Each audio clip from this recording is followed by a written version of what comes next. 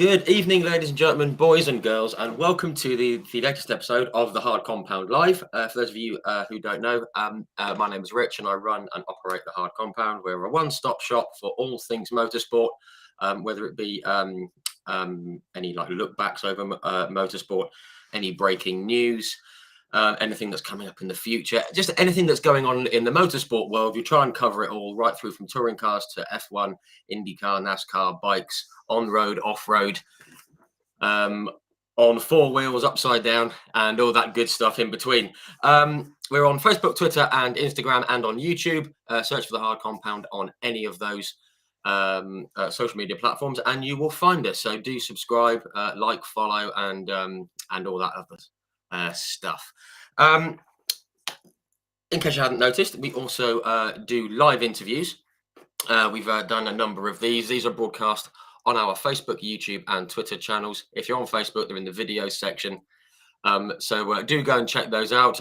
They're broadcast live. They're also saved, and we've had some absolutely terrific guests in the past.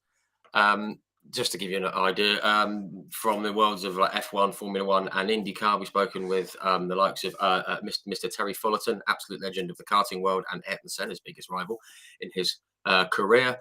We've had the honour and the pleasure of speaking with Mr. Mario Andretti and with Jackie Ickx. We've also spoken with Mr. Derek Warwick, with Stefan Johansson, David Brabham, Perry McCarthy, Mark Blundell, Mika Salo, Emanuele Pirro, Carl Wendling, Ari Leindijk.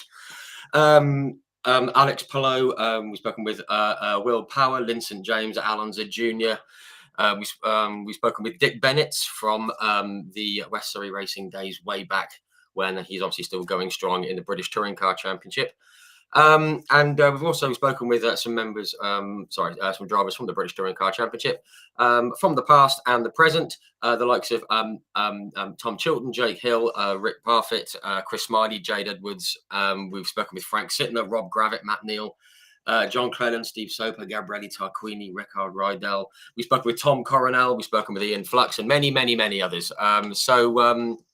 Lots and lots of good content for you. So yeah, do go and check those out. Facebook, Twitter, YouTube, Instagram, The Hard Compound. It's all there. And we put out 3 or 4 posts today as well. But we are live tonight with a man who has squeezed a lot of racing series into a relatively short amount of time. And he's done very well on track and off it. He's getting ready for his first full season in the British Touring Car Championship in 2023 with Accelerate Motorsport. More on that later. But without any further ado, please join me in extending a very warm welcome to Mr. Nick Halstead. Hey, Rich. And there we are. Nick, how are you? Good, very well, very well. And that's a big list of drivers and some incredible names that you've managed to work your way through. Yes, yeah, I'm still staggered now, and I'll hold my hand up. A bit of it is name dropping. I'm going to hold my hand up, but you know, it's all about promotion. Right. But no, obviously we've had some great guests, and obviously another one tonight with your good self. Thank you very much for coming on and for joining us. Yeah, no, pleased to be here. So yeah, well, obviously, yeah, we've got a new season looming. As I said, your first full season in the British Touring Car Championship, which we're going to come to. So we're all very excited about that. I just want to turn my attention very quickly to the comments. Hello, guys. If you want to put any comments in, any questions, do put them in. We'll see them coming up on the right-hand side of our screen in real time. So we'll try and work them in as best we can. So thank you very much all for engaging with the stream tonight. Just want to say hello to Thomas Day and Diffin Evans, John Kane, Oliver Taylor, and more who have commented already. Thank you very much. So, right, it's a cold evening. We're nice and warm inside, and nothing is better on a cold day than talking about motorsport and all the good stuff that it brings. Firstly, congratulations on securing a seat for the 2023 season. You must be excited for it. Yeah, it's still a bit surreal. You know, I don't think it'll feel like one of those things you work super hard to get to it, and then until that first, I mean, we've got testing, but that first, probably the media day will be, super exciting because obviously a lot of fans go to the media day, but that for I've had a taste. Obviously, I've done one round when my friend Rick obviously gave up. He couldn't drive at Croft, so I already got my taste, and I've been a part of the support paddock for a very long time. Well, it feels like a long time now, but yeah, it's an incredible feeling just to be a part of it, and that the atmosphere when I did just that one-off was like, I've got to get back and do this, and it's I think you see that in the other drivers. It's like this why people don't leave. If they can be there, they want to be there because it is just such an incredible championship to be part of. And the fans make it that. So I've certainly set it as my mission. As to give as much fan engagement this year as I can. I love, if anyone ever sees me in the paddock, come talk to me. I'm pretty approachable. I'm there to, it's business as well, and I'm sure we'll cover that. Everyone's got to, people have to realise that this is a business as well. But I'm also doing it because and most of the drivers because they're both competitive and it's amazing to do. But it's only amazing because you get the such great fan engagement. And I think that speaks volumes for both the fans and for the series that it's so accessible and and that's that's why that's why all the fans care about the BTCC so deeply. It's because they feel like they know all the drivers already and things like that. And as you say, the fan engagement is a big part of it, and that's partly why we're doing this tonight, isn't it? So, I'm sure we'll get some good questions. I'm sure we will. We've got a couple coming in already, so we're going to work those in. Just before we get into that, you've had a little bit of news recently, just sidestepping from the BTCC. You're heading off to the Far East, are you not? Yeah, Asia Le Mans. For those who don't follow GT racing, it kind of gets pretty complicated in Europe and abroad. It's a kind of a feeder series into Le Mans, and that's my really my ultimate goal. I don't know how many years that will take, but this is a proper, very highly competitive championship, but it's very condensed. It's 4 races over the course of 2 weeks. Covers Dubai and Abu Dhabi, and I think it's 5 or 6 hour races each, but it's made up of 3 drivers. I'm the bronze driver, and then you get silver and gold. We've got incredible lineup of a factory driver and a silver driver who's incredibly talented. So we have a good chance. Garage 59, just call out to those guys, and to drive with them as well, the top teams out there. So yeah, that's super exciting.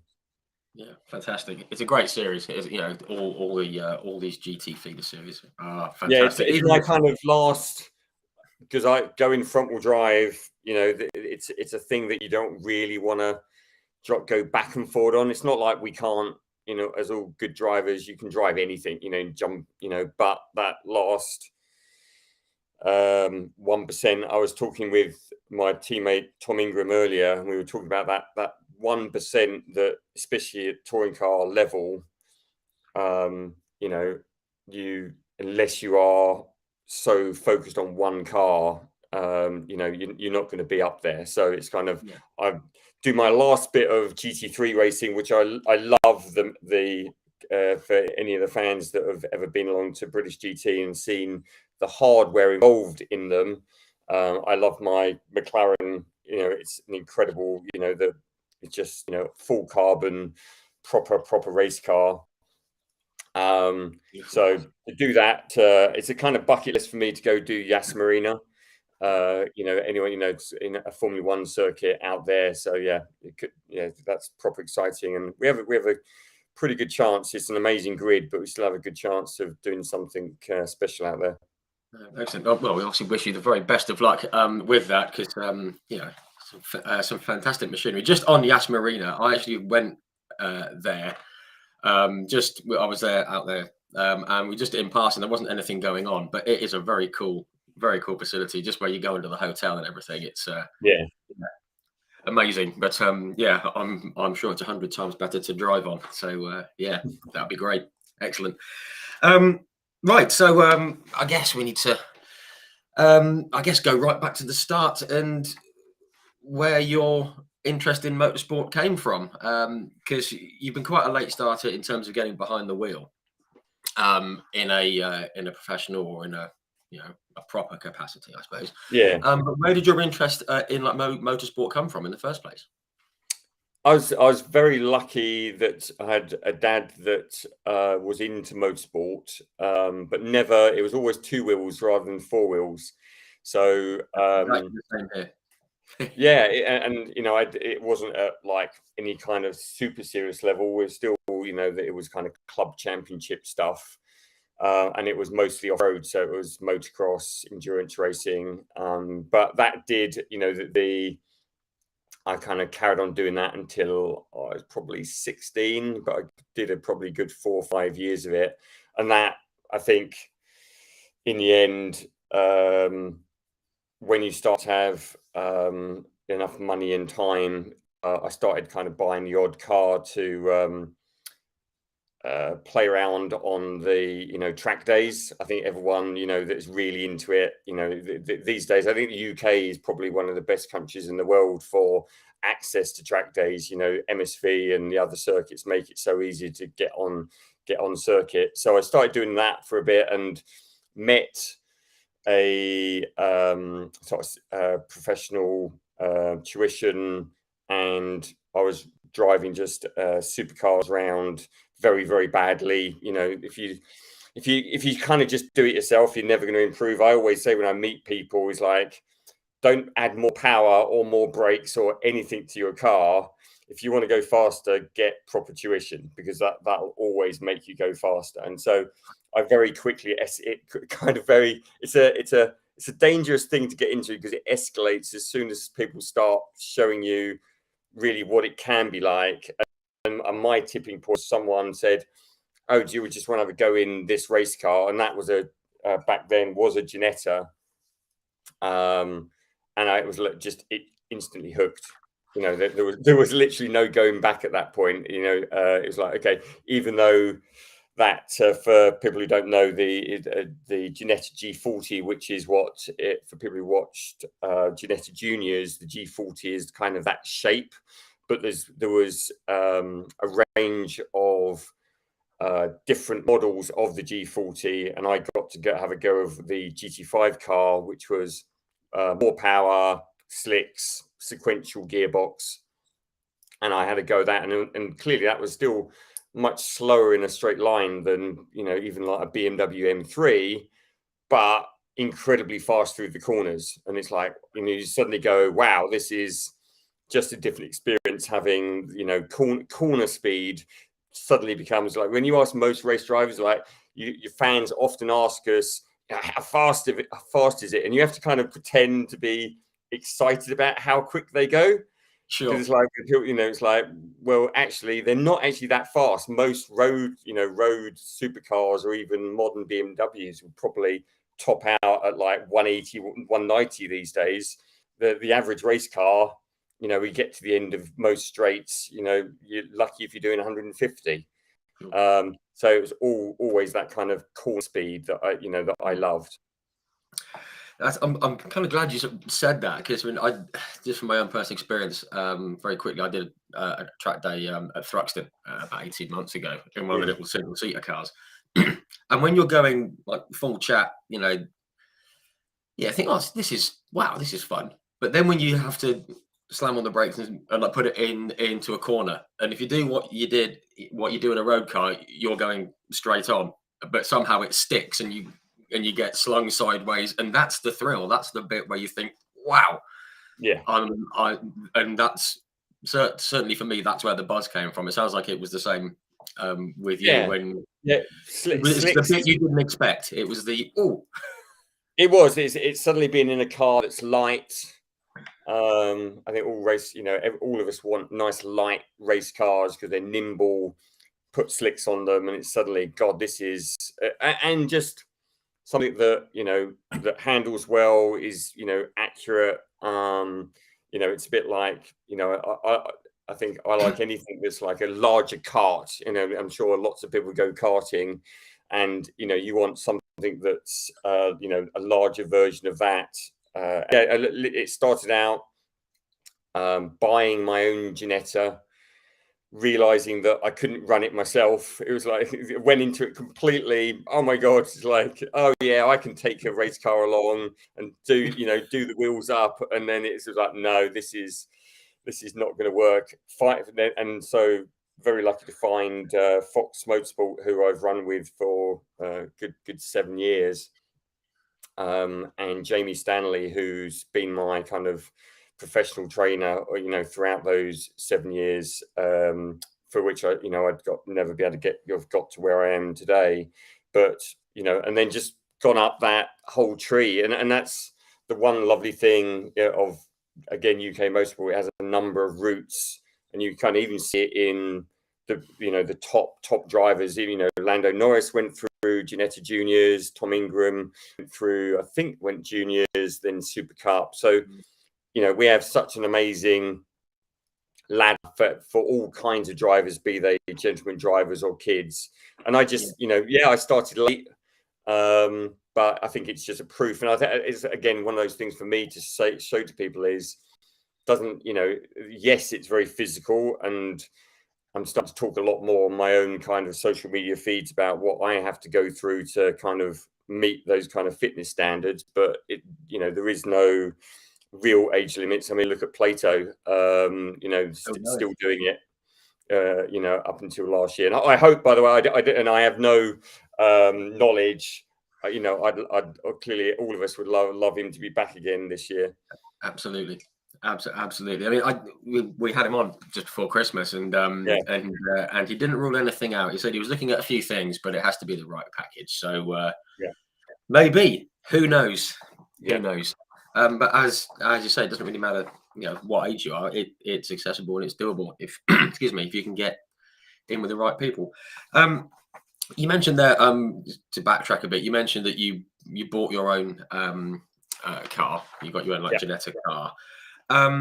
Just as a bit of a sidestep, I mean, obviously that's quite I guess for some people it's quite a radical way in, buy a Ginetta. But just something that I want to sort of work into this is the business and the commercial side, because you've been successful in the business world, not necessarily related to motorsport, but the two do link together.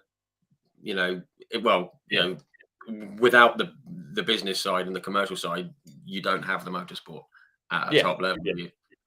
It's clearly not free, and obviously it does hold back probably quite a lot of talent, undiscovered talent that could be super quick. And so there is an unfortunate, and we see that obviously in the how the kids come through, because there's a lot of, unfortunately, dreams that don't quite make it because they'll get to a certain level. And I think I've seen quoted, I think it varies, but getting a kid all the way through to F1's like, I think somewhere between 8 and 10 million, isn't it? It's a mad number. But even to get into the basics, in UK club motorsport, there are some really good low entry, C1 racing. I know quite a few folks where 3 or 4 people have banded together to build a car. It's only 5-6 grand to build a car, and probably £1,000 for a weekend if you do most of the mechanics yourself to run it. So it's people can still do it. Doing it at a higher level, clearly it does get very expensive. And I've had to buying that early Ginetta, I think, although back then Ginettas weren't silly amounts of money, so I wasn't taking a massive risk.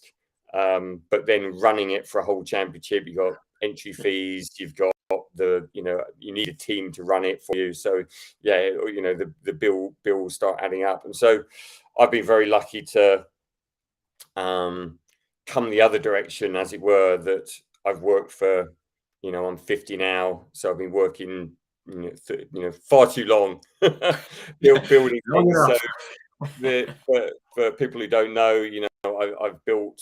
My background is as an entrepreneur, so I've built 2 tech companies for the last 20 years. Before that, I worked in the world of computer games. As a slight aside, I actually worked for the company that used to build the touring car Codemasters game. So Wow, really? yeah, it's a bit of joined history, and it's I actually know someone that's now working on that team building the new one. So which Right. I think we're all super excited to see another touring car game out there. But yeah, it's got to get funded in some way. Everyone, be they kids or my age, have to somehow fund it through either their own money or getting sponsorship in, which I think there's a misunderstanding these days, even at F1 level, that drivers get paid just as a professional driver. If only it was that simple these days. It's most of the touring car lineup have to pay their own way, and that means they need to build their own profile, they need to get their own sponsors, and you see a lot of online social comments of, oh, why so and so in there, why it's unfair that driving there, and it's just it's let's face it, it's a cutthroat world that they've also got to bring the sponsors and the money in to pay for the drive. So it's I feel very, very lucky that I've been able to part fund but also work with lots of amazing sponsors to as I've worked up, my sponsors have stuck with me to take me on that kind of journey. And I think that's absolutely like crucial side of it, isn't it? It's the relationships you build on the way through. I think that I remember seeing a couple of years ago there was a bit of a back and forth on social media. I think it was between Michael Crease and Tom Oliphant, and they were talking, just basically poking fun at each other about sponsors and various bits and pieces. But when it all got to the end of it, they said, yeah, being a motor racing, professional, certainly a driver. They said that I think it was Tom Oliphant who said that it was 98% chasing and 2% racing, because it's just all about going after people, seeing if they're interested, getting them involved, keeping them involved, selling it to them. Say what's in it for them with the exposure or the corporate side or anything like that. And there's a lot of people that, as you say, still think that, oh, you just turn up, get paid, drive your car, happy days, back to the days of super touring and all that, which obviously isn't the case, is it?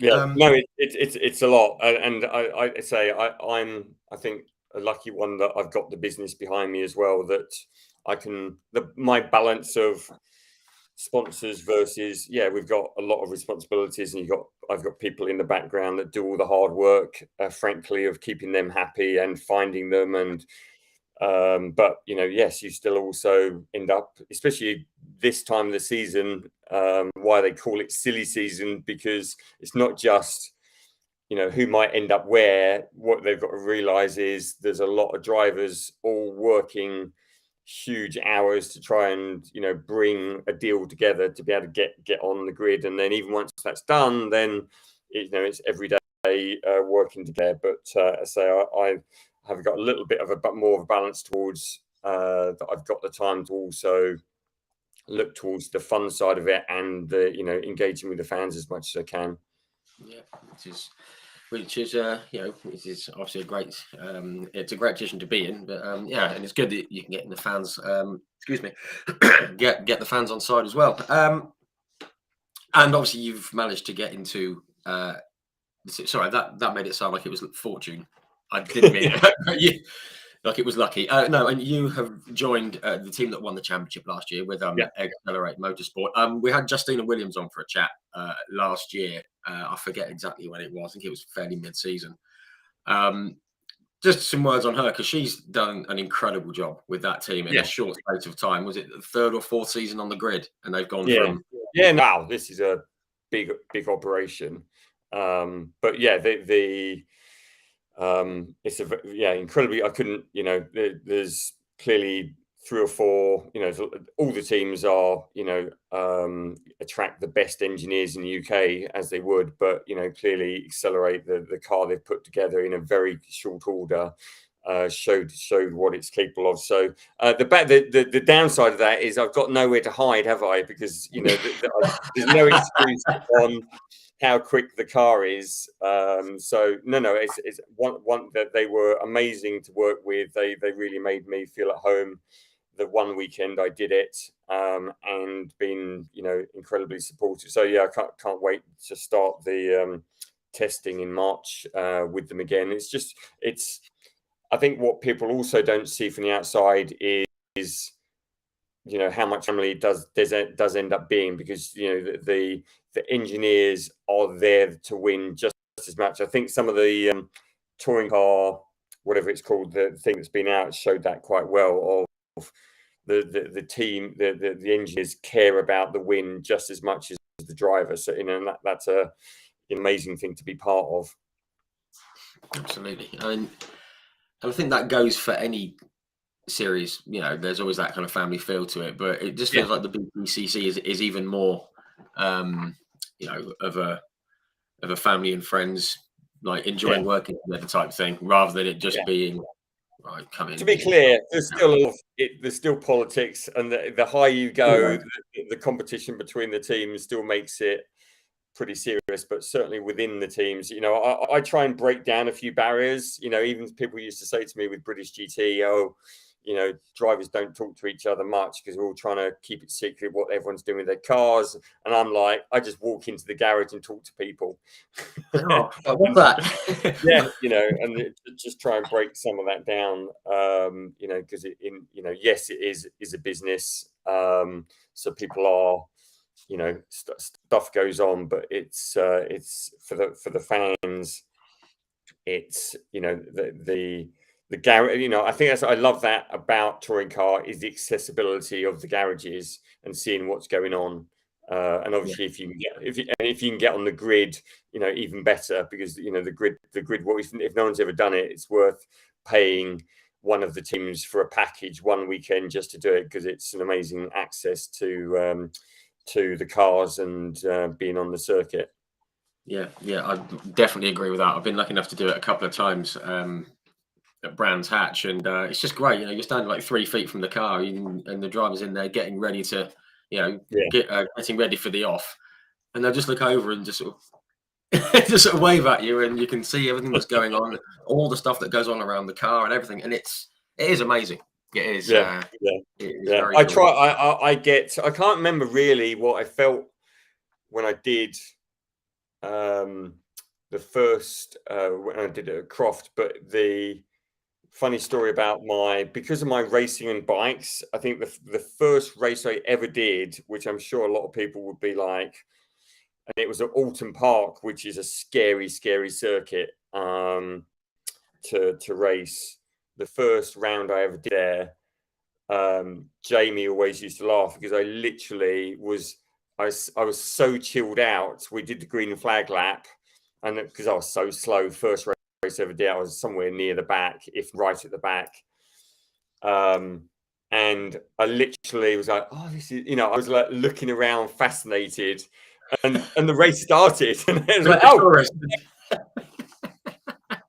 And I now have a routine more about, driving my adrenaline up during the green flag lap, just to make sure you're like, just because I don't feel the nerves to start off with. When you actually start, it gets going, but it's very easy to, there's that little bit of calm as you just sat there, and it's you don't want to be chilled out at that point.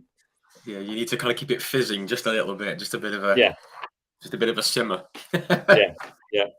And at my age, some caffeine generally. Caffeine helps everything, I find. So if we see one of the Hyundais with the door open with someone passing a coffee in, we know from a distance that it would be me, wouldn't we? Exactly, that'd be me. Just to sort of sidestep from the BTCC very quickly, just want to run through. I mean, you've obviously raced in like the various like Genetta series. and you came in and you finished third in class in your first season, and then you won the championship in the second season, or won the AM class. Yes. Was that a surprise to you? Did you expect to go in and be competitive in the class straight off the bat? Well, I've always had, I hope, some modicum of talent in motor vehicles. Yeah.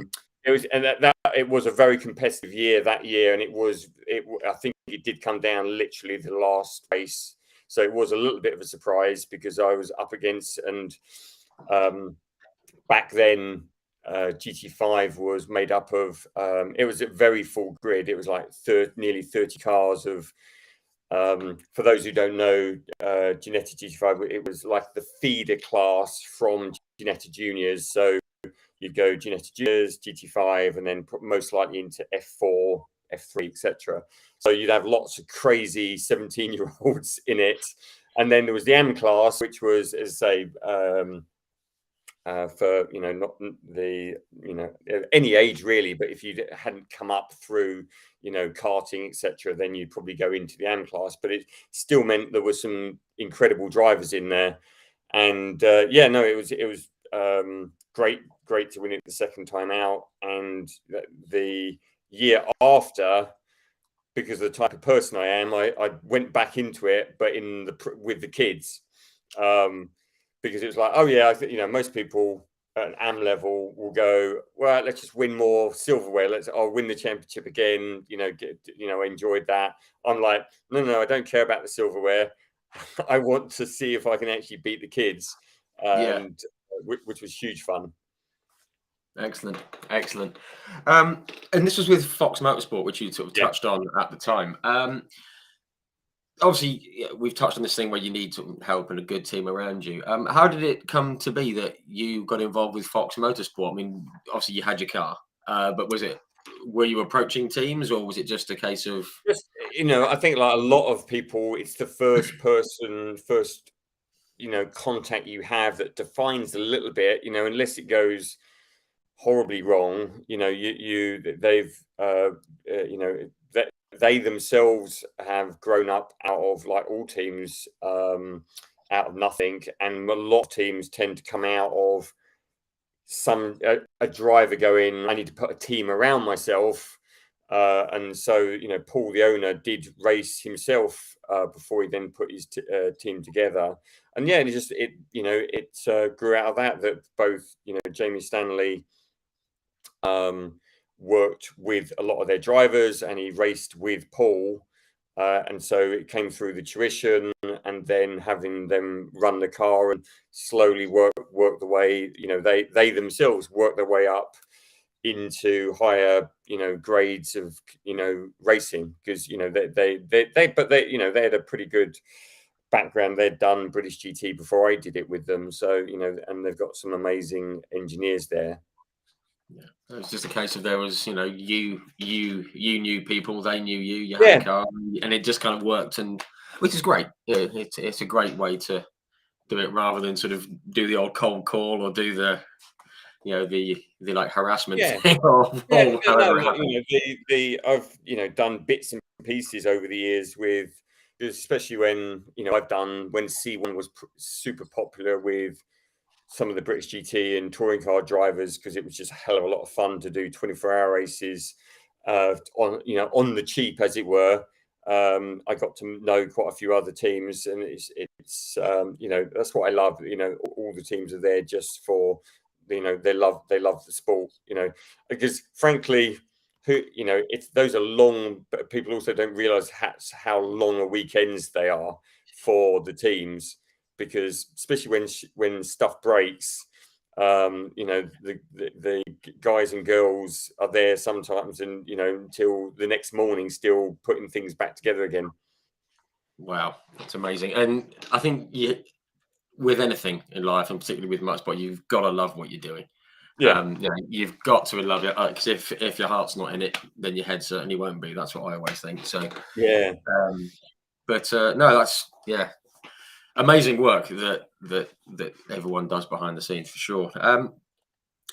Just on the Yeah, you mentioned about going into like the like GT racing. Yeah. We'll touch on the TCR UK in a minute because that's on the up. But getting into the GT racing, that was again with Fox Motorsport. You said that they'd already done a bit and you moved Yeah. up. You got to drive GT3 and GT4 McLarens, and I'm very jealous of that. Was it quite a step up from what you had been doing up until then on track? I mean, I assume it was because obviously it's a bigger car, far more powerful. I mean, did it feel? I think the Wow. competition and more. I'd already done Super Cup, which is quite underrated. It's Mm, on. It was obviously it's not anymore. It's been on the touring car package for some time, and is it's not officially a GT4, but it's kind of a GT. It's a GT shape, and Ginetta used to do a GT4 variant of that car. So in terms of pace and lap times, when I went into British for the first time with a GT4 car, it was more level of competition because British obviously attracts a lot of the top drivers, both in GT4 and GT3. So the level of competition was much higher. The professionalism required, and also having a pit stop. Everything I've done up until I did British wasn't, I'd done a couple of Brit car, I think, and night races, which required relatively slow pit stops. But suddenly you're into a world of lots of regulations to, not make mistakes with what you're meant to do during pit stops and out on circuit.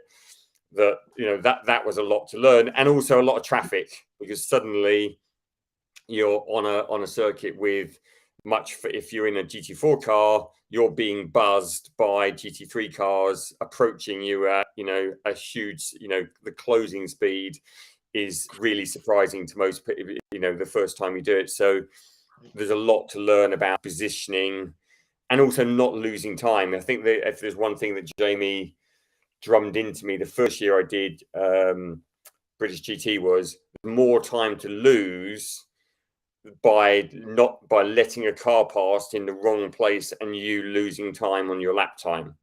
So it's quite an art to not get stuck in the wrong place, but conversely, it's your job to not let end up a crash because the GT3 car thought that they could get past you. right. And then the other way round, you get the opposite problem, which is you're in the GT3 car, which is bonkers fast. You're then suddenly catching GT4 cars at ridiculous rate of knots and learning how to pick your way through the traffic, especially if you're then catching, let's say, a group of 4 or 5 cars that are battling themselves, maybe for the first place in the GT4 class. They obviously don't want to lose any time either. So that was a lot of learning. So the one thing I always say to people, is you have to get to a point where most of the driving is just automatic, because there's so much going on around you that the steering, the brakes, and all the rest of it, that's got to be almost second nature to you, so that you can be watching what the hell is going on around you. Wow. Yeah, that's the things that us non-racers don't think about, especially with GT and the speed differences, things like that. While we're on the subject of GT racing, we've got a question here. We are going to come to the other questions, guys. Yeah. Do bear with us. From where are we? Diffan Evans, evening Diffan. It says this is a great question for people who follow the BTCC, who don't race in the dark. What is it like racing in the dark on the endurance races? Because I guess that's where those issues that you've described are magnified like 100-fold. Scary, super scary, but super fun. It's just, I don't know. I don't know. It's a very different art, because spotting the corners becomes a real challenge. It's no different. It's just a different kind of thing to learn, of just knowing where the corners are, dealing with the glare. One of the things that really surprised me was how blind you can be from cars behind. I've always thought that would be the biggest issue with people who've Yeah, raced at like Le Mans. Yeah, I've spoken with like Steve Soper, Stefan Johansson, David Bradman, yeah. and they've said the worst thing you can have is a bit of dirt in your mirror or on the Oh, windscreen. You know, yeah. too Knowing much. where, Otherwise, yeah, positioning yourself again. If you're doing something like Le Mans, when I do Asia Le Mans, we'll have LMP3s, so they'll be buzzing me in a GT3 car. And so yeah, it's just, again, it's positioning. But a lot of racing is about confidence of positioning, if I describe it like that, which is if the car behind you, what I look for when I look at the car I'm going to overtake, not as in a competitive car, I mean a slower car in a different class, is do they look like they know where they're going? You know, have they, you know, I don't mean that like navigation, but I no. mean, are they positioning themselves in the corner, their stance, their whatever, that they Yeah. know, either that know where I am, Are they or preparing to give you room, or are they racing? yeah, Or yeah, and it's very, it's subtle things that you read or don't read, frankly, because you know there are lots of occasions when you go like, I have no idea what this loony's going to do. You know, because you're not going to know every driver. You know, I very much, you learn through a season the style of some drivers as well, of what they're going to do, what they're likely to do. So you know, but yeah, night is. I always say the more scary it is, the more exciting it is. You know, the bottom line is like the circuits that are the hardest are the ones that most drivers love. So yeah, Brands GP, you know, no room out the back to make any mistakes. Everyone loves it. It's just a roller coaster. Alton Park, same thing. Lots and lots of potentially dangerous corners, but again, just an amazing place to drive. And so night racing just adds that, turns it up a notch of, can you imagine doing Alton Park in the dark? That would be. I was literally just thinking about that. I think that's ridiculous. No, I've done Britcar. If no one, I don't know if they did it last year, but Britcar used to do Brands Indy into the night, which is always huge fun. Yeah, always. God, yeah, I can't imagine going Britcar at night. Crazy. I mean, we're on the subject. There's a very well-timed question from Andy Dawson's just popped up. Evening, Andy. Thank you. It says, would you like to see night races return to the BTCC? Obviously, it's been a few years now. There was one at Snetterton, I remember, being wet. Was there? I don't even remember that. What year was that? Oh, a year I've not watched. I'm sure somebody I've got most of the Duke Video classic years that I've watched. Whenever I'm in the gym, that's one of my favorite things to watch. But yeah, I mean, that would be bloody crazy. I mean, not sure about for the fans for watching it, but for the drivers, it would be super interesting. Yeah, absolutely. I've just had a quick look, and I'm sure somebody will put it in the comments. I'm sure it was Super Touring. I don't know. Yeah, probably it might have been late '90s. I remember Dan Eves having a shunt coming out. I think it was the bomb hole and just spinning. It was just wet. It was a wet race at Silverstone. Oh my god, Snetterton in the dark would be interesting. God, yeah. I mean, they have. You never say never, do, because they have shook up the regs again this year. You know, they're trying quite a few new things. So you never know. Yeah, maybe. I mean, I think the fans would love to see it. I'm not sure the drivers would, but who knows? 1999, Andy Dawson. There you go. I thought it was late 90s. Amazing. Yeah. Night racing stats. I think they had pit stops. I can't remember, but it was just absolute carnage. Which would I bet it was. Yeah, I bet it was carnage. Yeah. There you go. We'll pitch it to Alan Gow. Alton Park. Alton Park race 3. Goodness me.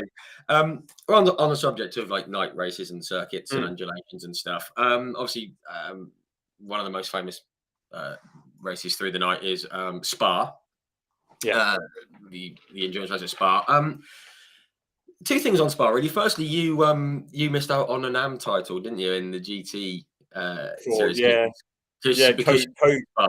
Yes. COVID. Although I'm sure, sorry, Matt. You know, Matt was such a good friend who won that year.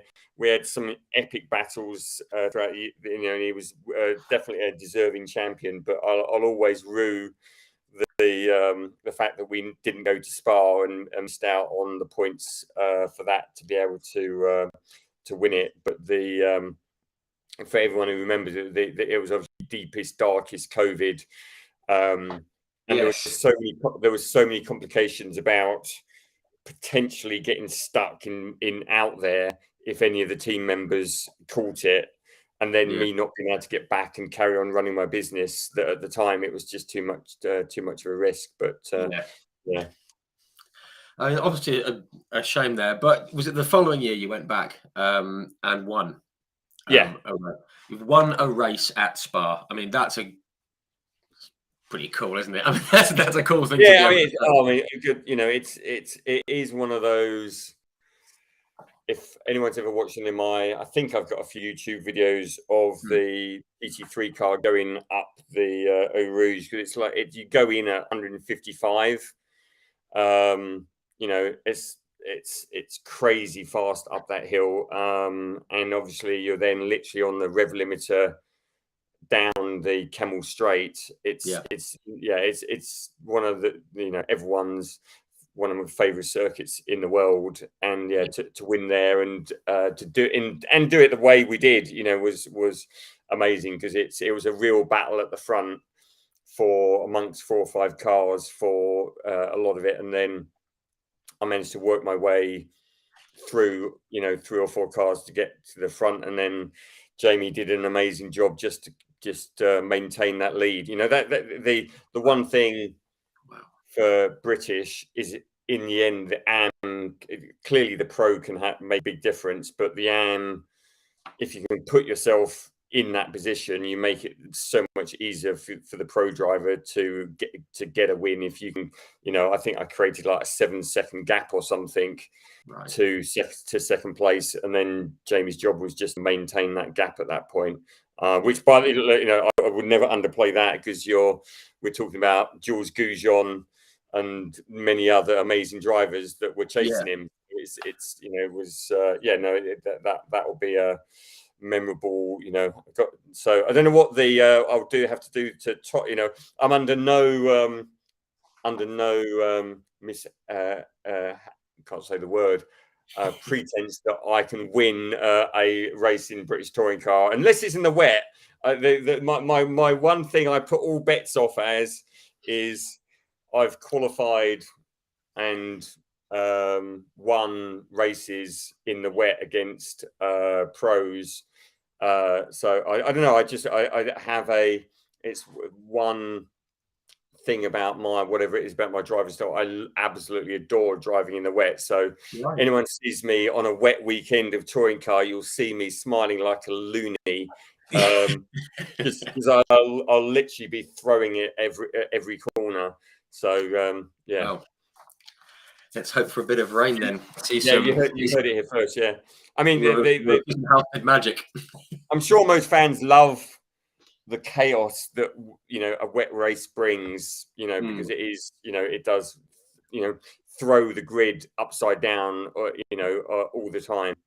Yeah, it's the one at Silverstone. Was it 2019? Wasn't it, when, you know, when there was an unexpected winner and tyres and all that kind of thing? So we will see.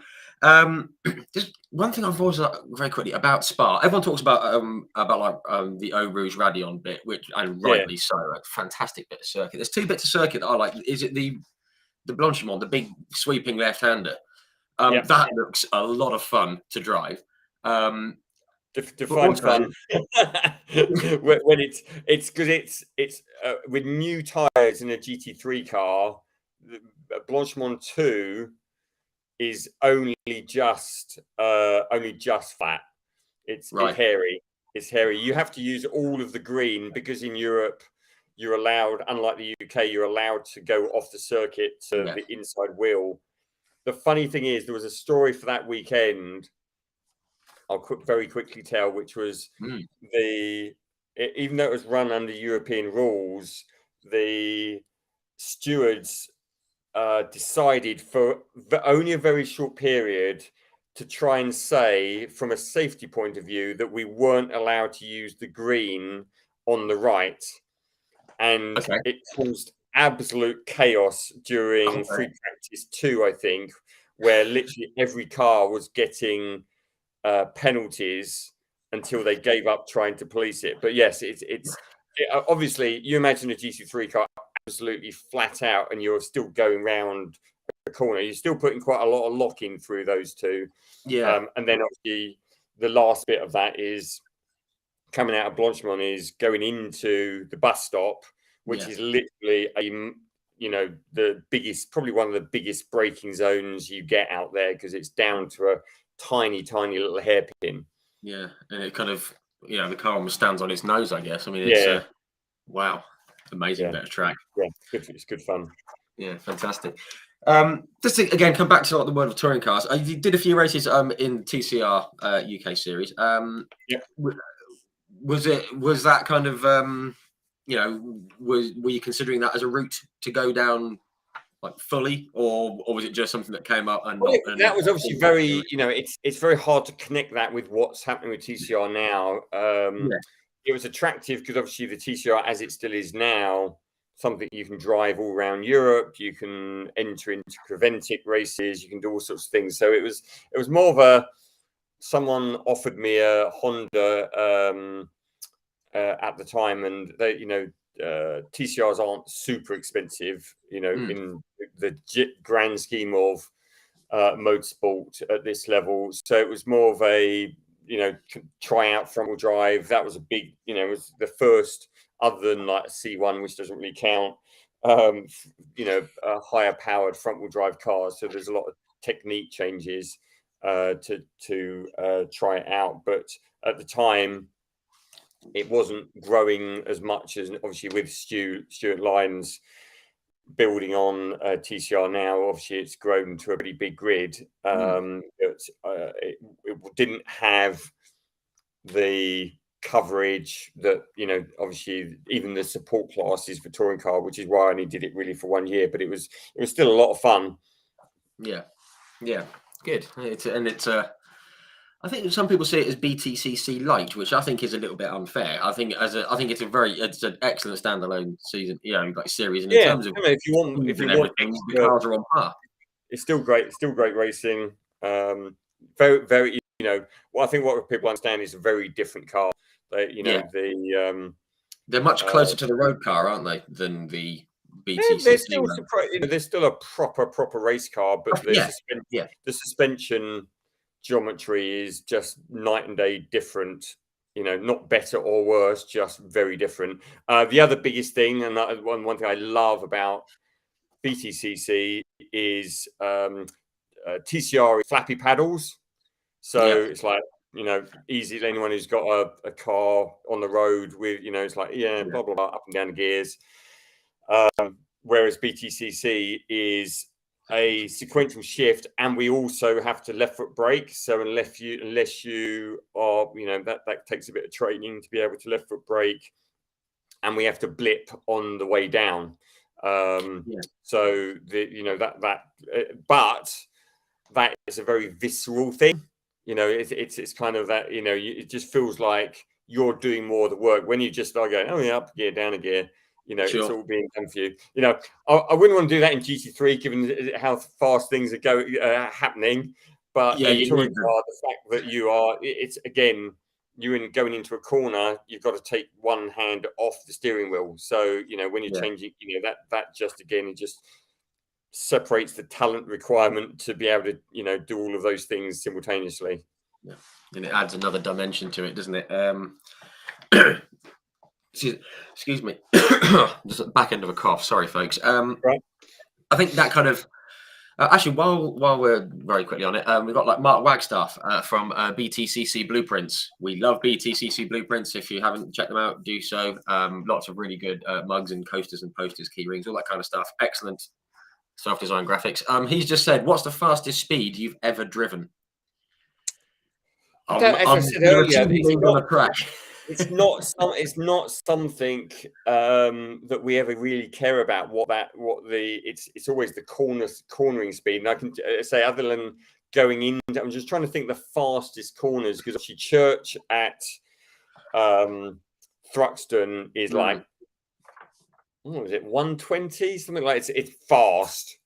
It's seriously fast for a full on sling through there. But yeah, it's really just how long's the straight. Like Kemmel is is obviously a very long straight. Zandvoort's an incredibly long straight.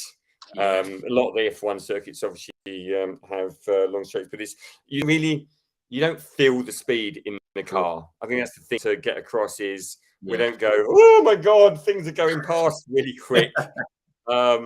So it's the cornering speed that's more that that you go, okay, that was a quick corner. It's like, bloody hell. Get your attention. Yeah. No, yeah.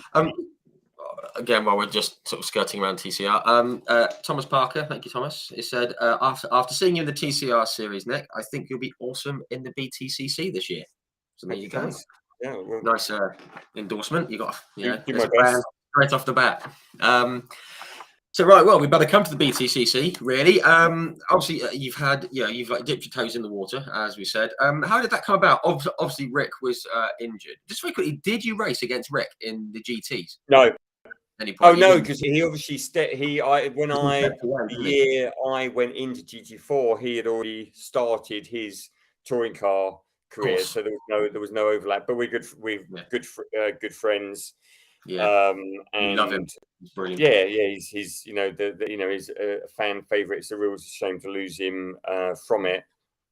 But yeah, no, it was more. I knew a number of, again, if you've been immersed in the support classes, you tend to start bumping into the same people. Some of the teams run things both support and in the main touring car, so you get to know a few faces. And so I was not and I've always been a fan myself. I'd always be trying to insert myself into garages to watch what was going on.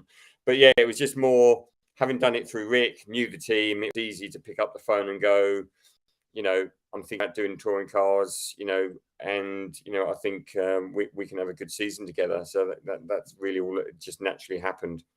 No, smashing. I mean, was the BTCC always like an itch that you kind of wanted to start?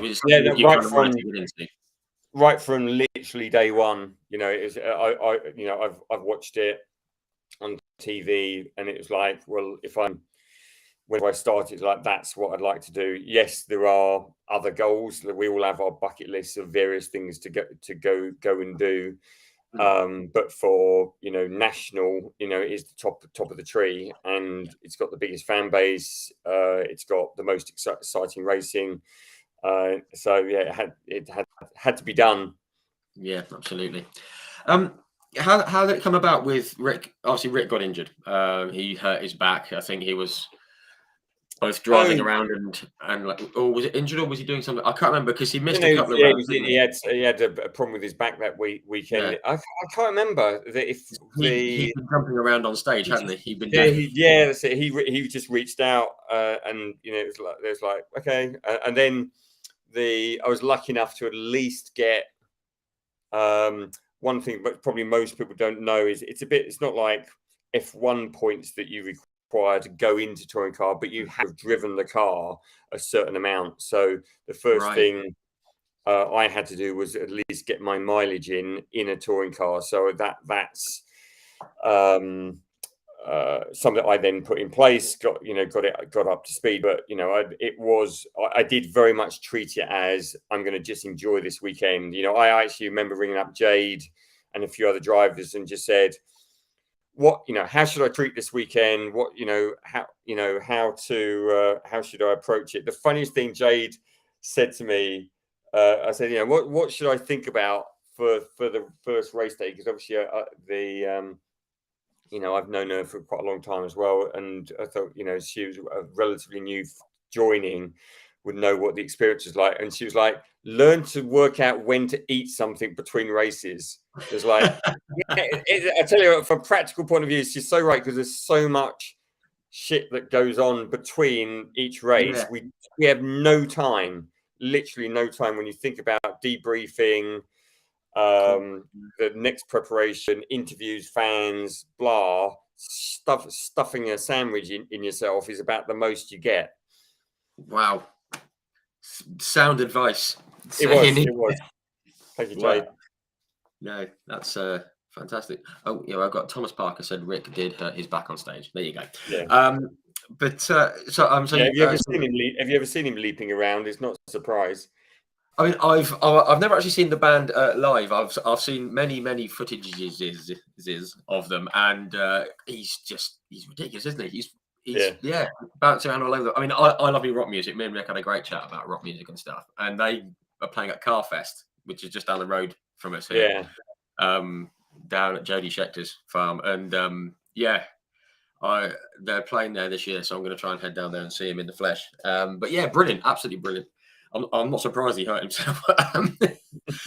But so that round at Craft, obviously, you just went in to enjoy it, and you had like steady improvements through the weekend. Did it whet the appetite even more for a full-time BTCC? Yeah, no. It was like, yes, no, yeah, it was both a bucket list to do it, but then how do I realize this as doing a full season? Because Croft is a hard circuit to do for the first time. It is such a ballsy circuit, and it'd be much, I'm never going to say easy, but easier going into circuits that that we all race at, as drivers in day in, day out, because Croft is remote to most of us, but also it's not a circuit that regularly you test at. So Donington, Snetterton, Brands, these are things that I know, done thousands and thousands of laps on. So the chance to go and do it properly, is amazing.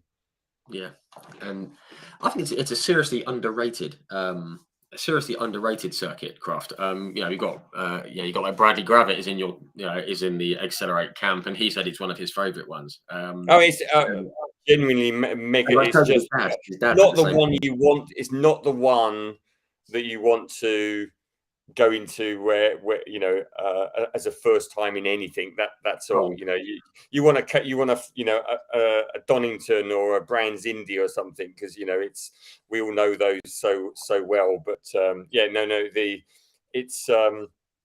it's incredibly fast out the back of it, and I think the only downside, it's got an incredibly tight pit lane. If you ever watch the ITV feed, it's like the gaps you get to park your car alongside the other cars is like, oh my god, it's worse than the worst Tesco parking you could probably imagine. And that's just another thing to add into the mix, especially for your first time of driving it in the touring car. I'm just gonna have a quick skim through some of the comments here really quickly. Another one, again, I think it was like Diffan again. Excuse me. Is it just BTCC this year, apart from the Asian Le Mans? Yeah, we are actually limited on the like most top championships. They limit the drivers on, we can't go and test at or drive in another championship at a circuit that we haven't yet been to.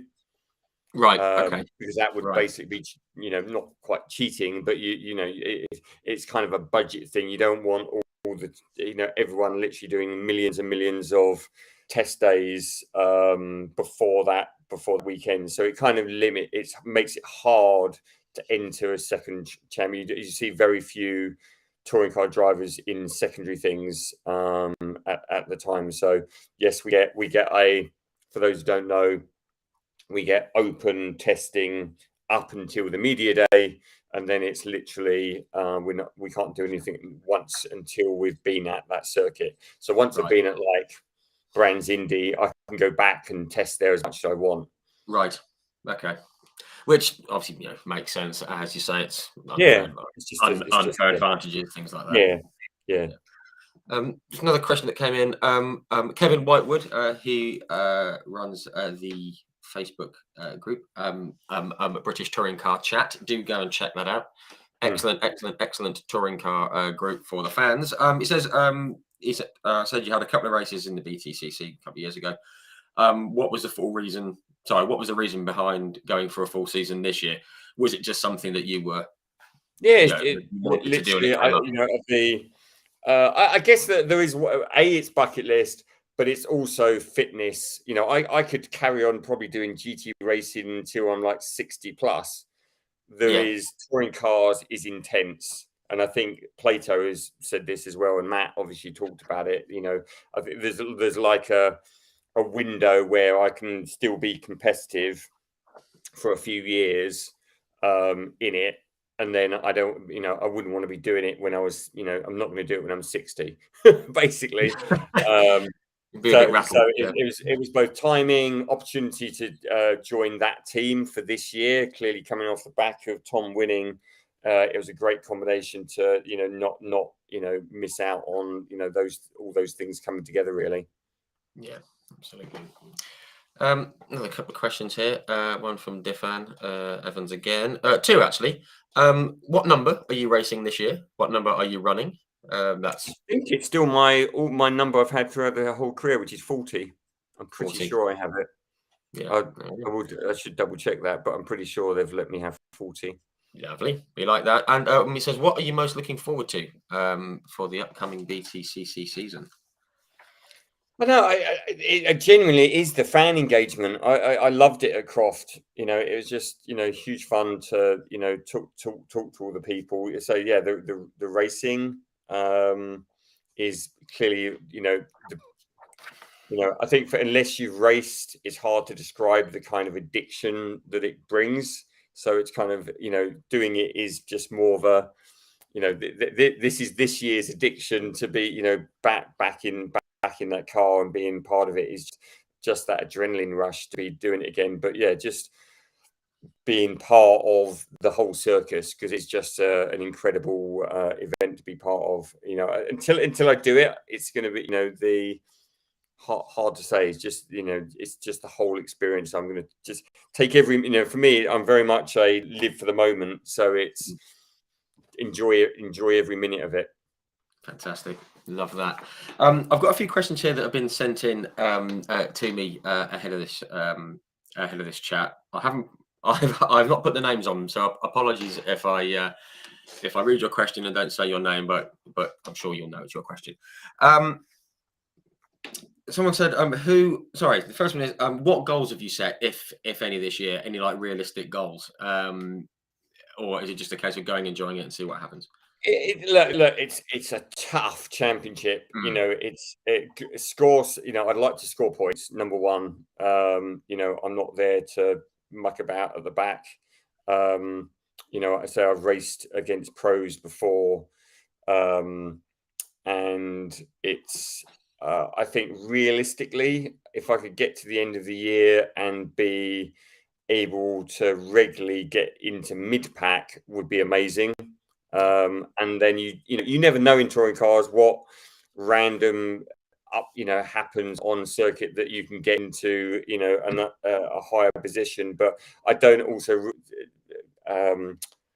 recognize like the top 20 drivers or even 25 drivers are all incredible drivers. I think clearly there are genuine there's lots of incredible talents there. So one weekend you'll see one of the top drivers down in 15th because their car's not quite set up. So it's like that's how tight it is. However good it's not just about the driver, it's also the team. So the goal is try and get to that point. And I always have a internal barometer of like lap time off the top pro drivers. So if you ever watch the qualifying, there might be somewhere about 2 seconds on a longer circuit between top and bottom of qualifying. If I can get to like a second off, that would be, to me, in qualifying would be a target as well. Yeah, I think that's I'm never going to match Tom Ingram's time. I don't have. I'm not going to match Tom, Dan. Those guys have just a different level. If when you watch them, different level of talent. But if I can get within that, that's my kind of ballpark to be up there. Yeah, I think that's absolutely doable. I think obviously you know better than I do, but yeah. And the trophy, clearly the Jack Sears trophy. I don't know who doesn't get to qualify this year, because obviously a lot of people got podiums or whatever. Bobby So I don't know what one last year, didn't he? So he's out of it. So I don't know who's now been ruled out, whether I've got a chance of that. So that would, I'd love to follow Creasy's example and be able to try and do that. That's more than likely maybe a second year goal, but definitely points. Yeah, no, that'd be a great starting point for sure. Let's see, what else have we got here? Well, you mentioned the second year there. Someone did say, I think someone actually commented here as well. Is it like a long-term thing? Oh, I think it was Diffan again. Says, is it a long-term plan to race in the BTCC if possible? I mean, as long-term as it can be. Yeah, I don't know. I don't know the answer. It's what I'm. Let's see what the first year. If I can be competitive, then maybe I want to do a second year, third year. Who knows? It really just does depend on where I end up. But I say I do have longer term. The ultimate goal, I think, like any race driver, is to get to Le Mans, because it's like you don't get any big bucket, do you? It's the holy grail, isn't it? It's the So so it does depend on what other drives become available, and can I what do I there are stages to go through to be able to really compete in that. But we'll wait and see. Yeah, we've got like Freddie Hunt is doing the same thing, son of James. He came on for a chat, and that's his thing, and he said he's got a 5-year plan, and he said it feels daunting, but he said it just depends on who and how you can get in and how you can make it work. So fingers crossed that can be done. This was a good one. Is there a single round that you're looking forward to the most, and why? Is there a single, or is it just all of it? There are obviously circuits that all of us, you probably hear it on all the commentary or interviews after, everyone's got their own what they feel are their stronger circuits. Some drivers love Thruxton. I'm not a fan of Thruxton, but there's some that obviously each year seem to do well at certain circuits. I've always been strong at Donington, so I'm going to look forward to that. And if you're on some of the circuits, Brands and Silverstone, just because it's just a lot of racecraft that is, results. Yes, you've got to be quick, but it's also, positioning. So, yeah, is Brands Indy second? I think it is. It's Donny, Brands Indy. So, so I'm looking forward to doing Brands Indy a lot. Yeah, it's a good start. Good start to the season. Excuse me. Let's have another quick look. I'm just. No, this is another good one. Last one. Who are you most looking forward to racing against? Is there anyone that you think will go toe to toe, or just being on the same track as, or anything like that? Yeah, I mean, I've got a huge respect for there are no bad drivers on that grid, so there's no one that the midfield. All the drivers I've talked to, the midfield's a tough place to be. Because it's people from the back trying to move up, and the really quick drivers trying to get there's so many stories of the Tom Ingrams and Ash Suttons that they'd hate to end up in the middle because it's so tough, because everyone's I'm not saying, but it's become much cleaner racing in the last 3 or 4 years, even though the fans obviously like to see the carnage. Let's face it. It's still definitely still tough there. So I I was very respectful, and I got told very clearly by Alan that, you know, as a new driver, you're not there to especially at the point at which I joined the championship, not to have any impact on the championship. So I was relatively respectful of not getting in people's way while, you know, enjoying it. Whereas now, you know, a full season, I can get stuck in. So we'll see. You know, you don't know until drivers and car combinations of what your pace is going to be and who you're likely to end up lining up against. Sure. You know, but you know, we'll see. Yeah, I'm sure it'll be, you know, fun. Yeah. if that's the word to use, it'd be great. You know, just seeing whoever ends up where. Just very quick, I want to talk very quickly before we get to some fun questions, just to wrap things up a bit. The commercial side of the British Touring Car Championship. Obviously, you're well versed in, you know, the business side of things, and the media side and everything like that. It took a heck of a hit, didn't it, in 2020 with the commercial, with the hospitality not being able to be offered and things like that. But the BTCC is a big commercial draw, isn't it? Is it a much easier sell for, yeah, you know, just purely the TV coverage? Yeah, it's a no-brainer, you know, for any brand. I mean, it's still, you know, as every driver will tell you, it's not an easy. It's still selling motorsport these days is not the years of, you know, yesteryear with all the cigarette sponsorship and all of that, the heyday of it. It's still, you know, motorsport is a little bit, unfortunately for all of us, looked down upon because of its connection with, you know, motors. But then again, it gets, I don't know, something like 1 million viewers on ITV for 6 hours. So that's very attractive for brands to get on there. So that's really, you know, there's two sides to it. There's selling brands on the brand exposure of being on TV, and then there's the hospitality side of obviously selling access to the garage, grid walks, and, you know, all of those kind of experiences that corporate look for to send their salespeople or, you know, their partners along to, you know, be part of it.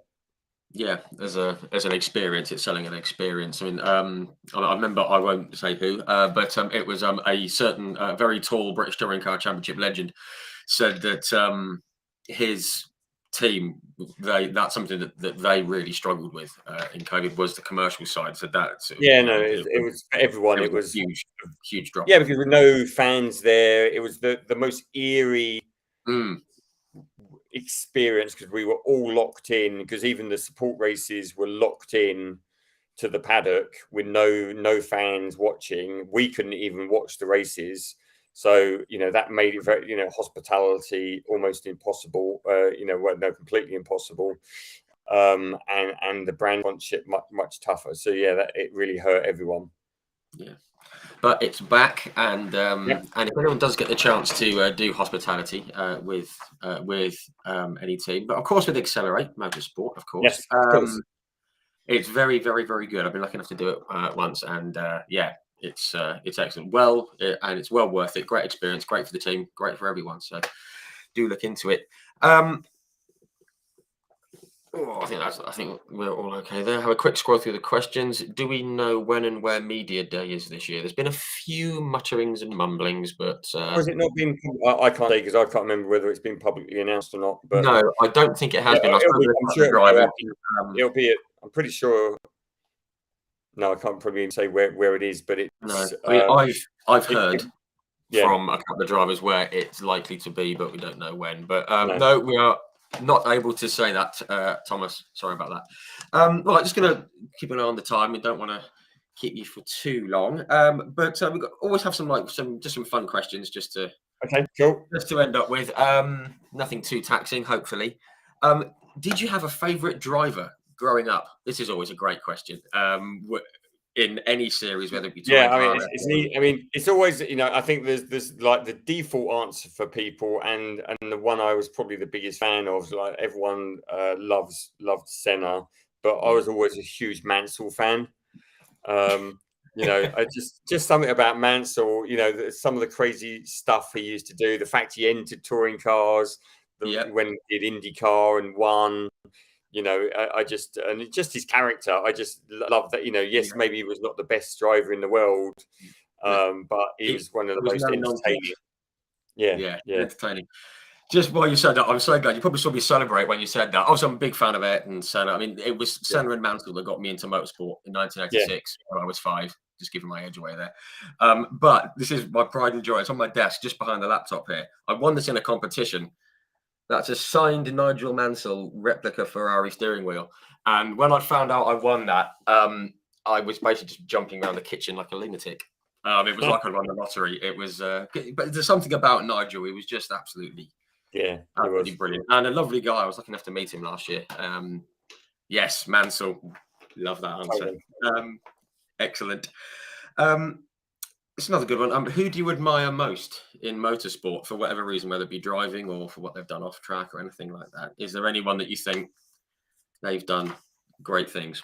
Yeah, it's a hard one, isn't it? Because you know everyone's so many different backgrounds. You know, I give huge credit actually to Nick Hamilton. You know, he got so much stick. And it's like I'm like literally ready to punch people when it's like, no, he's such a lovely lad, and they know he's like these. He's like the backseat drivers who think they could actually handle a race car, and then it's like do what he does with the controls that he's got at his disposal is just bonkers. I mean, if you see him walking around, you think it, and I don't mean this to come out the wrong way. It's a miracle that he can even get in the thing and make it move, let alone race it and all the stuff that goes on behind it. He doesn't have any help from his family, which he could do. Huge respect for him for doing that. Yeah, absolutely. And like you, I will challenge anyone who says anything to the contrary, because I think he's incredible and he's a lovely guy, lovely chap. Yeah. Really busy, very hard to get a minute with him, but he's I'm sure, he's brilliant. Favorite car you've ever raced?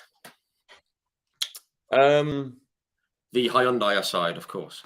I mean, there isn't. The GT3 cars are just a level above. They're just incredible. You know, and if no one's had a chance to go along to a British GT race, asked to go into one garages and look inside one, because they are, they're all carbon. They only weigh just over 1,000 kilograms, and they are just a work of art underneath, because they are proper things. So that comes through to the driving. It's like, wow, this is just next. It's not just the speed; it's just the downforce of the things is just incredible. Yeah, so it has to be the. We'll see until I try and get a drive in I've never driven a single seater. That's what one other tick box I need to do is to drive. I'd like to drive an F3 at some point. Yeah, that'd be good. That might be the next one. Do you have a favorite circuit to drive? I flip-flop between.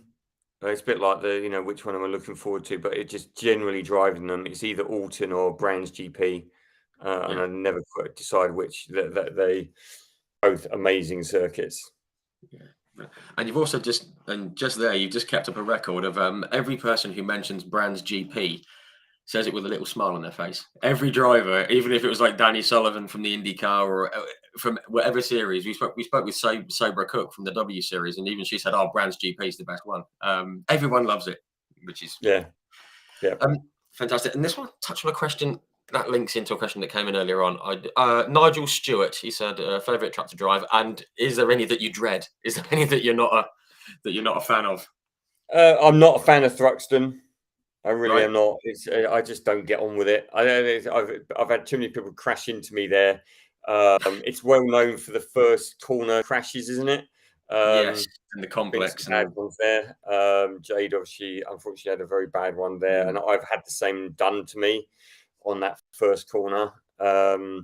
And yeah, I think that's it really. I wouldn't be doing it if I dreaded just anything generally about it. Yeah, sure. So that's my least favourite circuit of all of them. No, sure. Is there one series that you'd like to that you'd like to have a go in? If you could pick one, whether it be F1 or NASCAR, or I guess we've got Le Mans is in there, or IndyCar. No, I mean, I'm very lucky. I do count myself incredibly lucky. The British, the next levels up really from British. Doing Asia Le Mans is obviously is pretty high up there. You're only really going high. GT World is obviously the sort of the top level of GT3 within the SRO camp, and then really you're on to like Le Mans doing WEC, etc. So it's each of those levels is raising the game. You're still the same machinery, and that's again, the fans probably don't know this, but because GT3 is becoming like, because it's gone up such a notch in the speed of the cars and the technology in them, that's becoming that kind of standard that's going into Le Mans. They're getting rid of GTE because the GT3 cars have got pretty close to being GTE speeds, that GT3 is going to take over. So that is, I mean, I'm in the right kind of car, or have been the right kind of car to be able to go on and do those other series. Yeah. The only one, whatever the race is that goes to Bathurst. The Aussie supercars. Yeah. You've also got the Bathurst 12 hours, haven't you? You've got the 12 hours. That would 12 hours. Like serious bucket list to go out and do that. As a championship. That's coming up soon, yeah. And anything at Bathurst, honestly, a Citroen 2CV would do me. C1 racing at Bathurst would be huge fun. It'd be interesting going up the hill, wouldn't it? You'd probably exactly. Did you know you have to drop down into fourth gear in a C1 going up at Eau Rouge? It's hilarious. It doesn't have enough power. Yeah. Can you imagine that? Yeah. Oh, that's a good question. And you can fit 5 cars abreast going up there as well. No, that's something I want to see. Thomas Parker, very good question. Would you like to try truck racing? That's bonkers. No, it's brilliant. No, it is amazing to watch. I think they've got a different level of bravery. Those guys. It is huge fun to watch. But no, not my thing. Yeah, I think definitely one from behind the fence. That one. I think there we are. Okay, what have we got here? Last couple. Oh, we've already touched on the Jason Plato thing. I was going to ask if you'd like to see him back in the series. No, I've got actually a framed photo of because when we did the they put the bus around the circuit with all the drivers on to wave to the fans at the beginning. We jumped off the bus at one point at Croft, and we were just walking around, and Jacob, who's the main photographer for touring car that all drivers know, I went and grabbed a photo with Jason, and Jason said, God knows what our combined age is, which was hilarious. Lovely. Which I love. That it was a great moment. Yeah, that's lovely. Okay, here we go. This is the last. Okay, unfair question. Who do you think is going to be the touring car BTCC champion this year? Obviously, you in the championship winning team, so Yeah, I think even if you asked Tom, there's no guarantees. Alan plays, creates rules that make a championship that you don't normally know until the last race, do you? That's what we love about it. Yeah. As we were discussing earlier off camera, Dan could easily have won the before. Yes. So there are definitely there's 4 or 5 drivers that could easily win it. Obviously, I'd obviously love to see Tom, win it again. But it's that's Turkington has proved you can do it back to back. But it's incredibly challenging to be that consistent. Yeah, it's very difficult. And obviously, Ash did it a couple of years ago, but it's very, very difficult, as you say. Right, last question. Bit of a tough one. Who's the best driver you've ever raced against? Is there someone who you think, he or she is different level? Always a tough Well, question. yeah, it's a tough one because obviously a lot of the, I've been in races with other pro drivers, and you can see, so in British GT, obviously there's some amazing some of the best drivers in the world in there, but yeah, no, I don't know because I've driven against so many. It's hard to I'm a huge. I guess one thing I should say is, I'm a huge supporter of all the female drivers women drivers coming into it. I used to race alongside Abby Pulling in GT5 for at least a year, and had some great. We've crashed into each other a few times as well, as I'm sure she'd tell you. And so yeah, the things you remember more is the battles you have, and so it doesn't really, it's not always, it's that coming off the circuit. You don't get it as much with something like touring car, but in the support classes you always end up being stuck in the Parc Fermé together. So some of those moments when you all come off and get to talk to each other about what just happened is one of some of the best moments, because it's like reliving that thing. So if you've had a neck and neck race for a whole, with someone, that moment, just reliving it with someone is amazing. Yeah. You mentioned Abby Pulling. She is going places. She's she has done very talented. Not in Abby's league. She's done amazing now. Yeah, she's hopefully she'll be hopefully opportunity will present itself for her. Yeah. Final question that's just come in. Thomas Parker, given the chance, would you swap seats with Lewis Hamilton? Just drive the car. Yeah, it's like to know how fast you could really drive an F1 car. I think people don't really. One of those things, people don't realize how fit race drivers are, and the F1 drivers even more of what it takes. So, God, yeah, would I swap just to be able to get to have a go of one? I've got a few friends who have been lucky enough to let via Ferrari or McLaren jump into not current season but not many season back cars. So that's something everyone would love to have a go, just to see how quick you could get into it, because that's different level of speed. Yeah, it's for sure. Brilliant. Mind-boggling. I'll just say, so again, I'm going to welcome all the fans, on the race weekends. Do come and talk to me, engage, and I'll always be there to answer questions and show people around cars if I have time. Fantastic. Love to hear that. I'm sure the fans will certainly come and say hi, and they'll get right behind you for the season coming up. Obviously, we wish you all the very, very, very best for the season. I'll certainly come and say hi if I see you. You and all the Accelerate crew. Just hope for a very strong season, both in BTCC and in the minis and everywhere else as well. But to you personally, very best of luck for the season, and thank you very, very much for coming on and having a chat. No problem. Great stuff. And thank you to everyone for tuning in and for all the questions. I hope we covered it all. And we are back on Sunday night. But for now, Nick, thank you very, very much. And again, all the very best. Thank you. Cheers. Good night, guys. Bye.